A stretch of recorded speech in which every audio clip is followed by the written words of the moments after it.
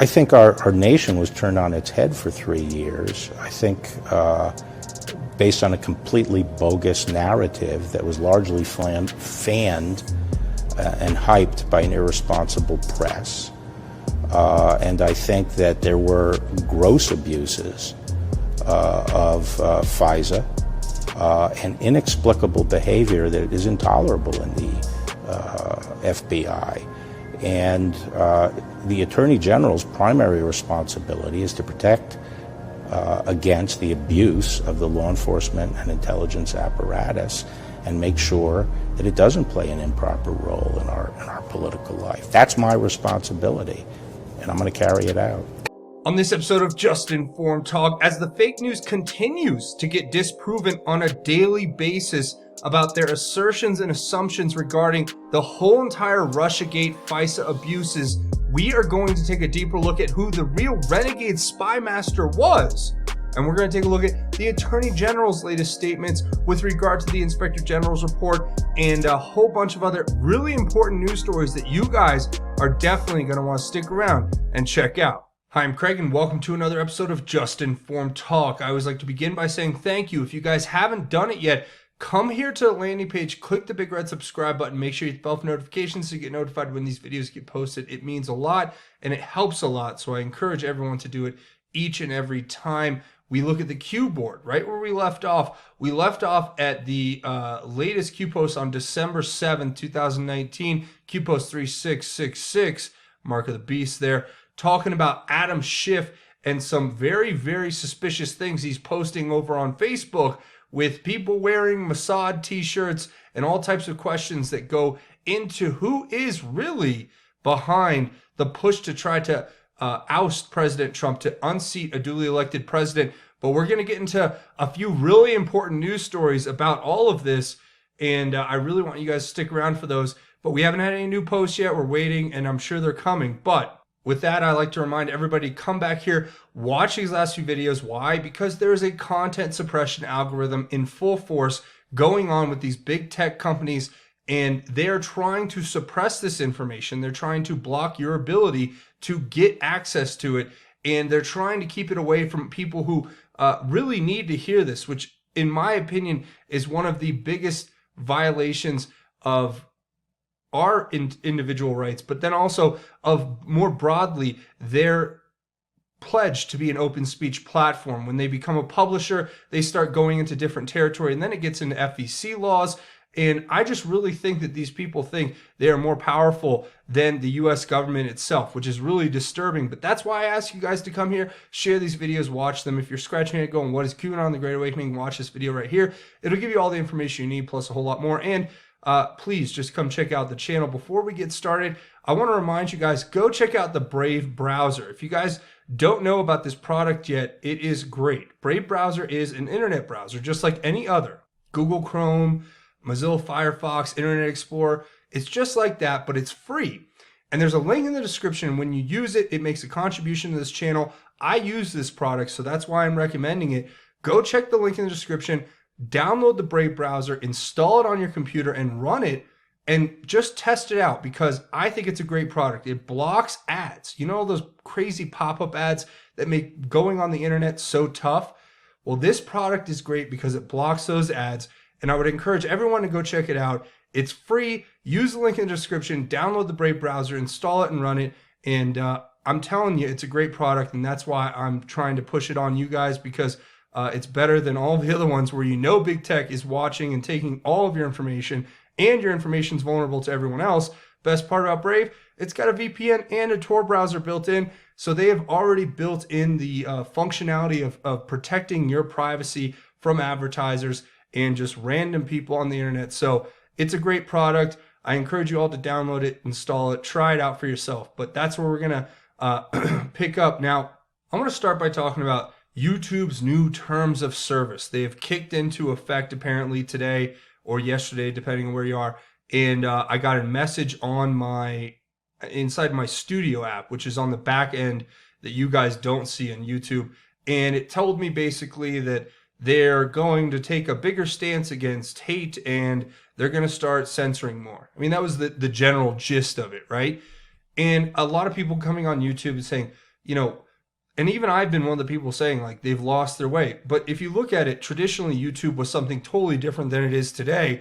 And if you take into account everything that we've learned up till this point, we know what YouTube has planned all along, right? I did a whole thread here. I'm going to encourage you guys to go check out my Twitter to find this. I did a thread basically re-explaining what we already know, the Google internal docs that were leaked about the good censor and how they're pushing for more of a European style interpretation of free speech, and they're pushing more for free expression, which is an anti-American concept in its foundation, because it's based on the premise that in order to provide an open and safe space for everyone to have the ability to talk, you are actually obligated to silence and censor people who present opinions which are, divisive or controversial. And that ultimately is the first steps into totalitarianism and authoritarianism. And that's what these big tech companies are pushing for. That's why they're in bed with the left, because the left want to be authoritarians just as much as the big tech censor elites want to as well. So you have to take into consideration that they've told us what was going to happen. They talked about how, the tech firms are in this impossible position, right? And then they talk about how, they lulled us into this sense of giving them all of our business, because they said, we're all about free speech. We're all about unbiased and accurate free access to information. And we really just want more honesty and transparent dialogue. But in the reality of the way they practice their businesses, or the way they actually execute their mandates within their businesses, I should say, they have decided to, as it points out here, shift towards censorship, right? And this is from the document, The Good Censor. You guys can read this.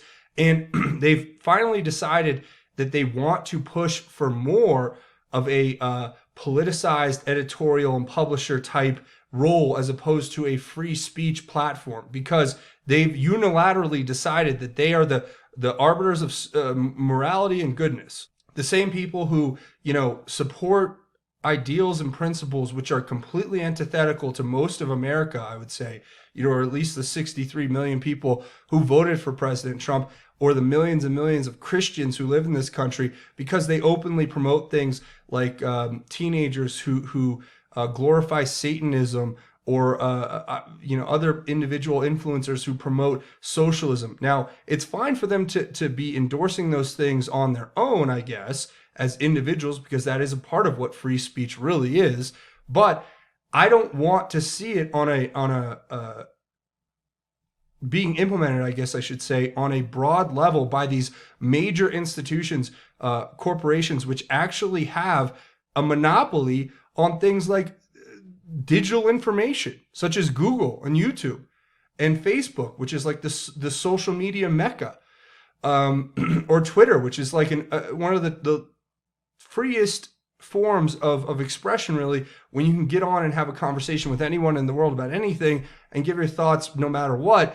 These companies have decided unilaterally that they are better than us, that they know better than us, that they, what's even more fascinating, and you guys should go check out that thread if you want to learn more about the good censor and all that, but you have articles like this coming out where CNN and MSNBC, they exemplify exactly why we don't trust these fake news authoritative sources, or so-called authoritative sources, more like authoritarian sources, who are promoted by YouTube and told to us by these basically corporate fascists, excuse my language, that these are the authoritative sources.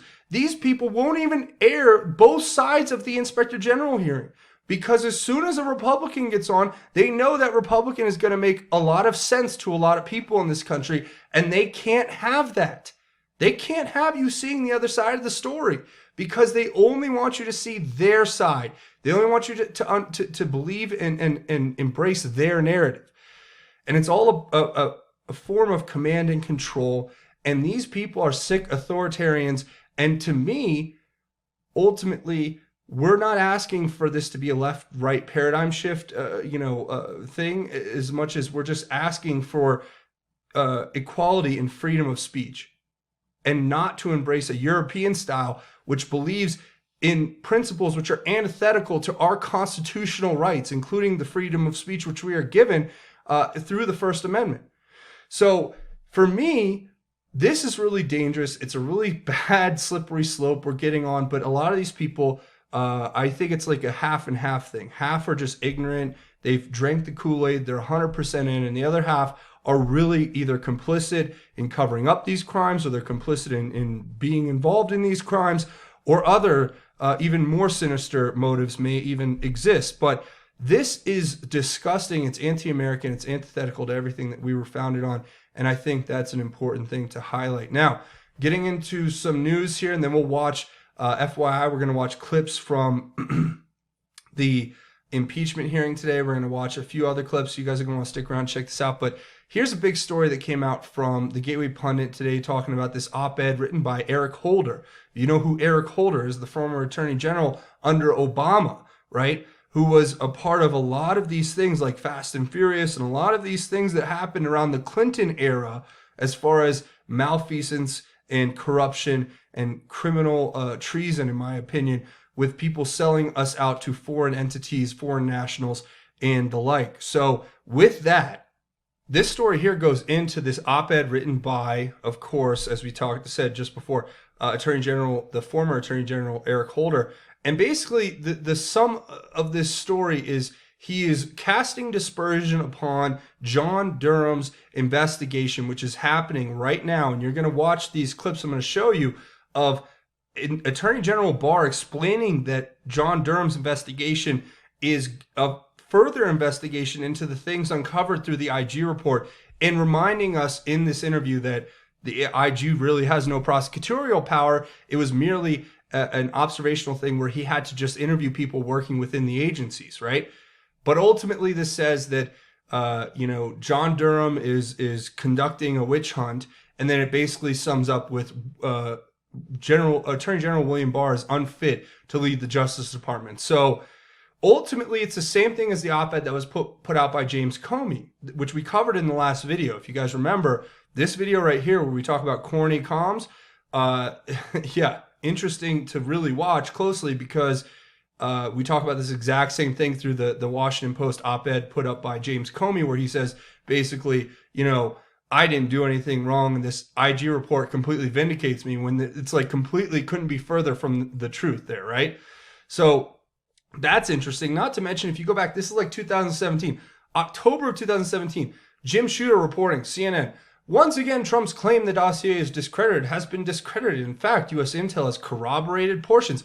So you had CNN lying to us at the time, 2017, probably still today, telling us that all of the information in the Steele report was completely corroborated or corroborated in part by the intelligence community, when in fact, as you'll see with what I'm going to show you, the clip from Attorney General Barr, they were corroborating the fact that the people they were talking to were truthful in saying that the Steele dossier was fake. So I want you guys to go ahead and just watch the clip I'm about to show you. This is a few clips of Attorney General William Barr explaining what actually happened with this dossier, and it's very interesting. You guys are going to want to check this out.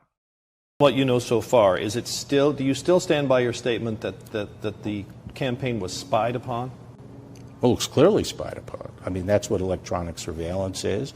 I think wiring people up to go in and talk to people and make recordings of their conversations is spying. I think going through people's emails, which they did as a result of the FISA warrant, they went through everything, from Page's life. Because he wasn't in the campaign at the point where they began under surveillance. Yes, but his emails go back. I mean, the main reason they were going for the FISA warrant initially was to go back historically and seize all his emails and texts and all that stuff from back months and even years. So they were covering the period that he was in the campaign, and that's exactly the reason they went for the FISA, to get that stuff. But also, a few weeks ago, I told him that he should spend just as much attention on the post-election period.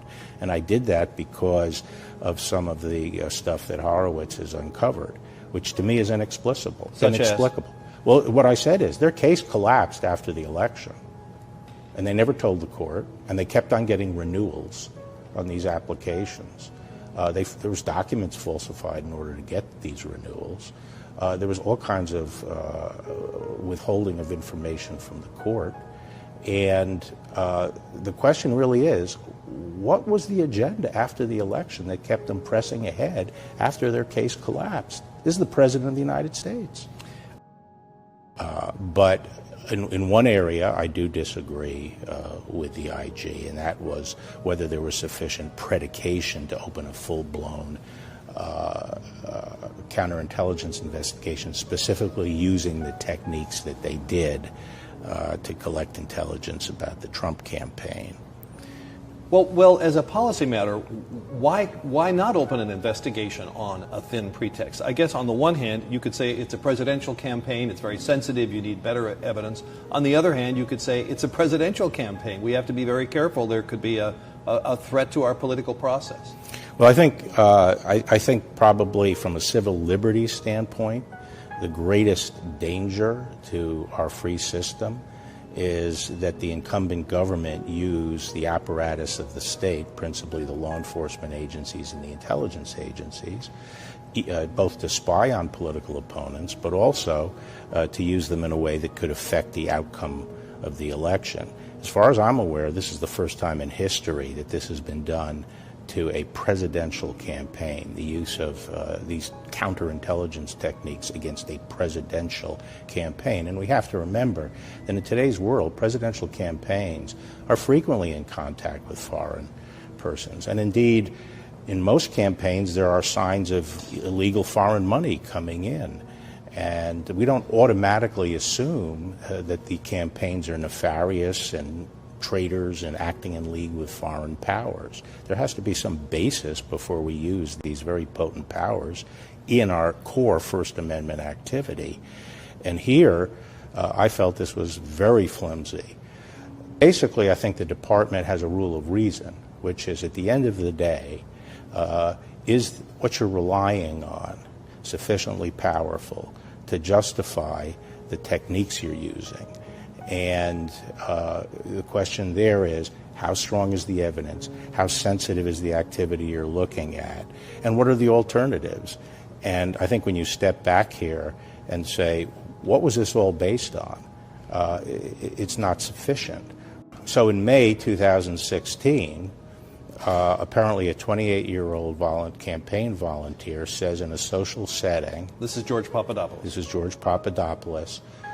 And this was described by the foreign official who heard him, as who couldn't remember exactly what was said, but it was characterized as a suggestion of a suggestion. He suggested that there had been a suggestion from the Russians that they had some adverse information to Hillary, which they might dump in the campaign. Well, what was going on in May? You may recall that we were in the thick of the investigation of Hillary Clinton's secret server. And the media was full of stories, and the blogosphere was full of stories, and political circles in Washington were full of stories and speculation that the Russians had, in 2014, 2 years before, hacked into her secret server and were therefore in a position to drop this stuff during the election.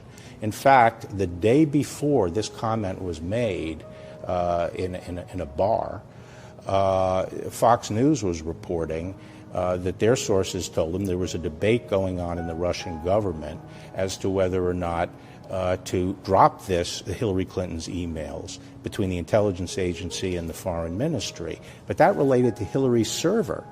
So the FBI, what the FBI did is later, after the DNC hack and the dumping through Wikipedia in July. WikiLeaks, yeah. WikiLeaks. In July, they get this information that this somewhat vague statement was made in a bar. And they jumped right into a full-scale investigation before they even went and talked to the foreign officials about exactly what was said. They opened an investigation of the campaign, and they used very intrusive techniques. They didn't do, I think, what would normally be done under those circumstances, which is to go to the campaign And there certainly were people in the campaign that could be trusted, including a member of the Senate Judiciary Committee and the governor of New Jersey, a former U.S. attorney. There were people to talk to. And what I find particularly inexplicable is that they talked to the Russians, but not to the presidential campaign. On August 4th, Brennan braced the head of Russian intelligence. He calls the head of Russian intelligence and says, "We know what you're up to, you better stop it." He did it again later in August, and then President Obama talked to President Putin in September and said, "We know what you're up to, you better cut it out." So they go and confront the Russians, who clearly are the bad guys, and they won't go and talk to the campaigns and say, what is this about? The big picture is this. From day one, remember, they say, okay, we're not going to go to talk to the campaign. We're going to put people in there, wire them up, and have these conversations with people involved in the campaign, because that way we'll get the truth. From the very first day of this investigation, which was July 31st, 2016, all the way to its end in September 2017, there was not one incriminatory bit of evidence to come in. It was all exculpatory. The people that they were taping denied any involvement with Russia, denied the very specific facts that the FBI was relying on. So what happens? The FBI ignores it, presses ahead, withholds that information from the court, withholds critical exculpatory information from the court while it gets a electronic surveillance warrant. It also withholds from the court clear-cut evidence that the dossier that they ultimately relied on to get the FISA warrant was a complete sham. So that was Attorney General Barr explaining everything you need to know about exactly what happened and what's happening right now. And I think it's really good to remember that Durham's investigation is really far more important, especially given the fact, like we talked about, guess who has actual authority to bring indictments? It's not Inspector General Horowitz. But now, I mean, look at this story. You have despicable headline here.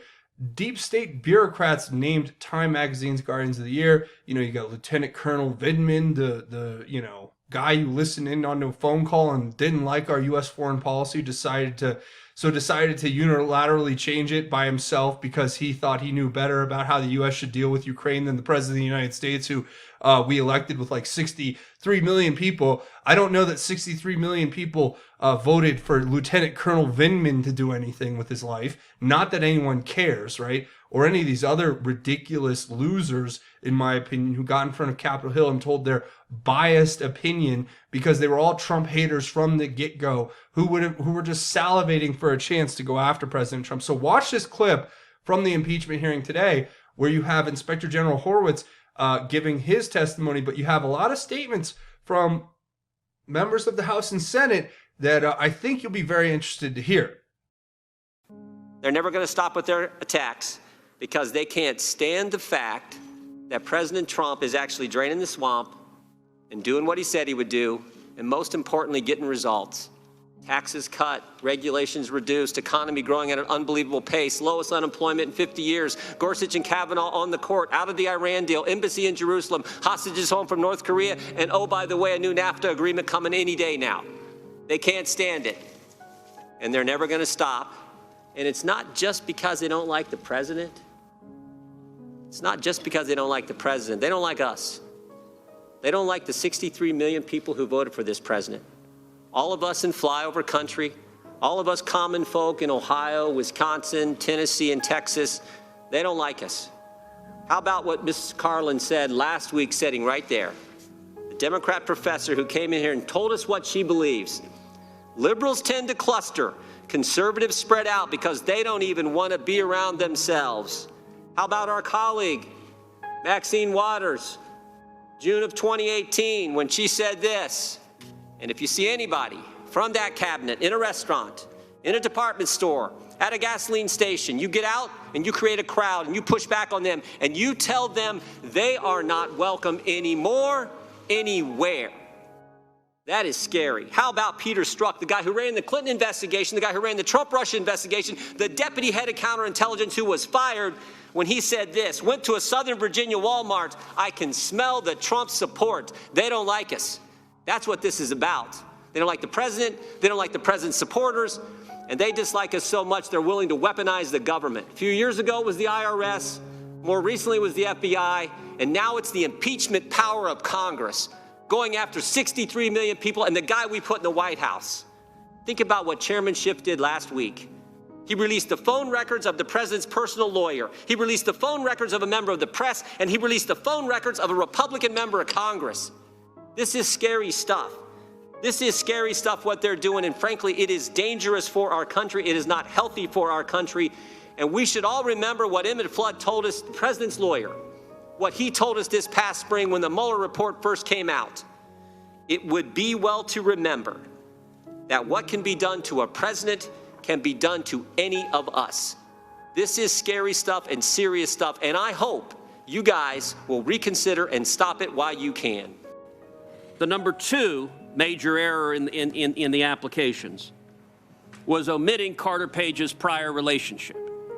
Now, we now have evidence that Carter Page functioned as a source for a United States intelligence agency.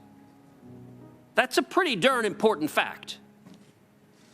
If you're telling the FISA court, hey, the fact that this guy Carter Page, who I don't know this guy Carter Page, but the fact that he's talking to Russians, really suspicious.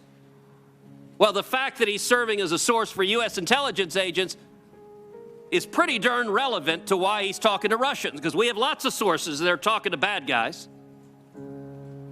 And when you don't tell the court that, you're deceiving the court. That the Department of Justice and the FBI did not tell the court is that this entire operation was funded by the DNC, was funded by the Hillary Clinton campaign and by Democrats. It was an Oppo research dump. Look, at some level, this is the most effective Oppo research dump in history, because the Department of Justice and FBI were perfectly happy to be hatchet men for this Oppo research dump. Now, throughout every one of the filings, DOJ and the FBI didn't inform the FISA court that this was being paid for by the DNC and the Hillary Clinton campaign. Is that right? That's not in any of the FISA applications. So they didn't tell the court that. So tonight we're in December.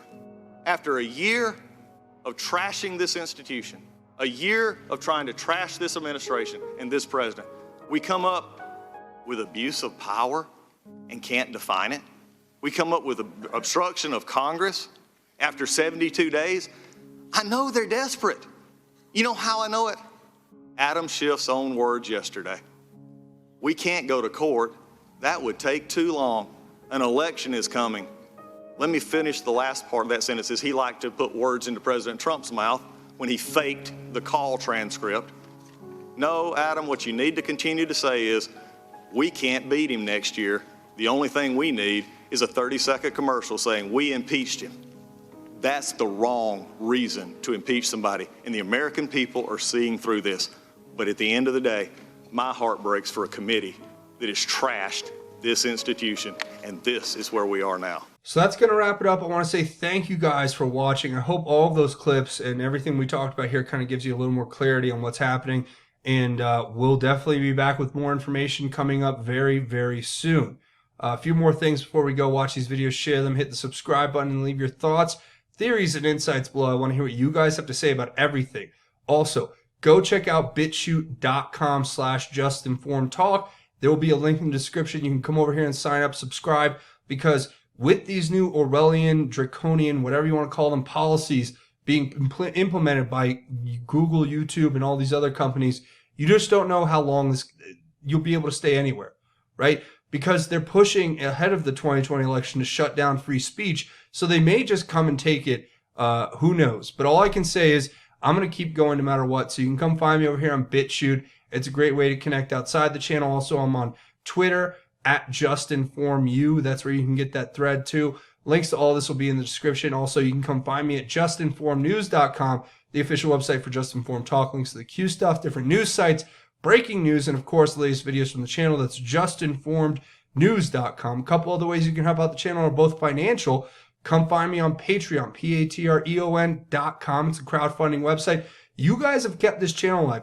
YouTube's done everything they can to basically put this channel out of business, take away the monetization, and basically try to suppress this content and push it out of existence. But with your help and support, we've been able to continue, and that's really something I'm thankful for. And I put it all to God, and I'm thankful for your support. I also have a GoFundMe set up if you want to make a one-time or anonymous donation. All of it helps, and I'm so thankful, truly, for every one of you guys supporting me and keeping this channel alive. So, with that being said, we do a segment at the end of each one of these episodes called God's Grace is Greater, where we talk about God's grace and how it is truly greater. Tonight, I really want to speak about this particular verse out of the book of James.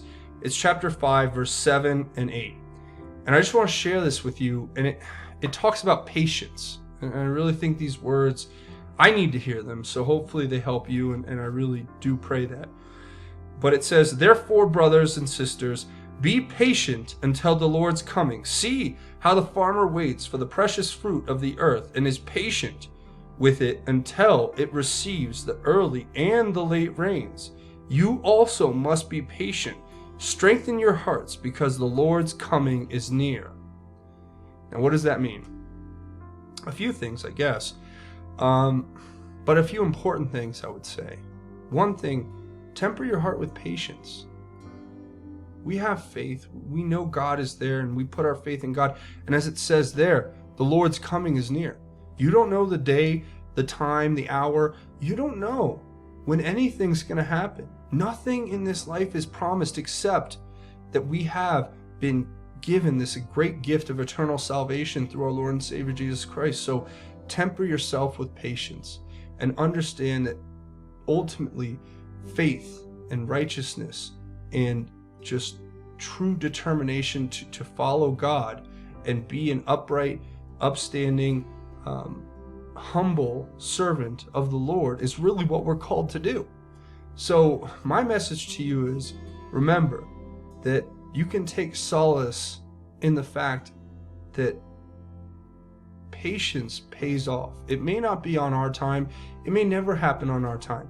But if we put our faith in God, we can trust that God wins and that good will prevail over evil, and that no matter what, we will not have worked in vain because we put our lives to something bigger than ourselves. And that's really ultimately my message for all of you. Take that, spread it to your family, friends, loved ones, remind them of the true gift of eternal salvation that is there for us waiting, and God's given it to us through the sacrifice of his Son, and the Holy Spirit's in us, giving us the power to embrace it. Just pray for the strength and courage and wisdom to be the man or woman that God needs you to be in this world, so you can be the man or woman you need to be for your family, your friends, and for everyone else that you meet out there. So that's my prayer for all of us, and I hope that speaks to your heart, and I hope that helps you speak to others' hearts. And that's where I'm going to go ahead and leave it. I want to say thank you for watching this episode of Just Informed Talk. Be sure to come here, click the subscribe button if you haven't. Hit it, punch it, tap it, headbutt it, whatever. Hit the like button if you guys like this content and want to see me make more. That's going to be it for me. Thanks for watching this episode of Just Informed Talk. I'm your host, Craig. Godspeed and God bless each and every one of you, Patriots.